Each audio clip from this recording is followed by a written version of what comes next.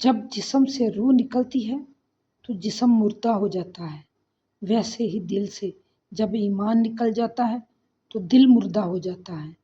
پھر اس دل پر کتنی بھی دستک دیں وہ حرکت نہیں کرتا، پھر اس دل کو گناہ نہیں لگتا، گناہ پر ندامت نہیں ہوتی، ہدایت کی طلب نہیں رہتی، اور سکون سے اس کا تعلق ختم ہو جاتا ہے۔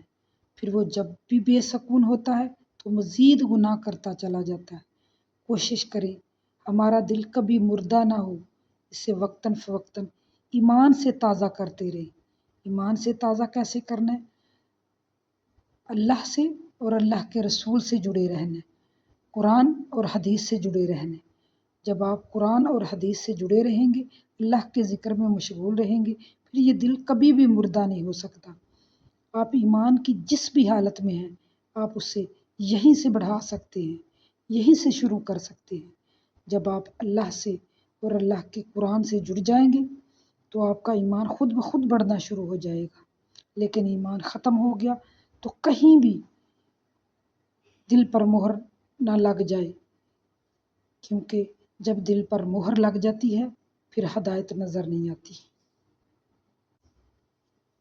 اگر تم خود کو مکمل طریق راہوں پر تنہا پاؤ تو یاد رکھنا، روشنی وہیں سے نکلتی ہے جہاں اندھیرا ہوتا ہے، اور روشنی اتنی چمک سے نکلتی ہے جتنا گہرا اندھیرا ہوگا۔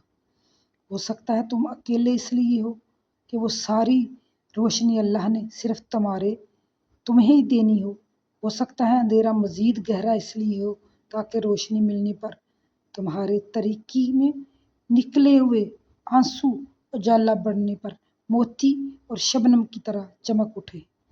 جو بغیر اندھیرے سے گزرے نہ چمک پاتے ہیں۔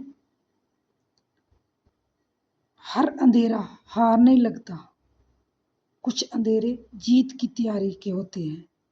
آپ اللہ کو ہر وقت حاضر ناظر اور اللہ کو اپنے قریب پائیں اور اللہ کی طرف قدم بڑھائیں، ضرور ہدایت ملے گی اور ہر ہدایت کی راہیں آسان ہوتی چلی جائیں گی۔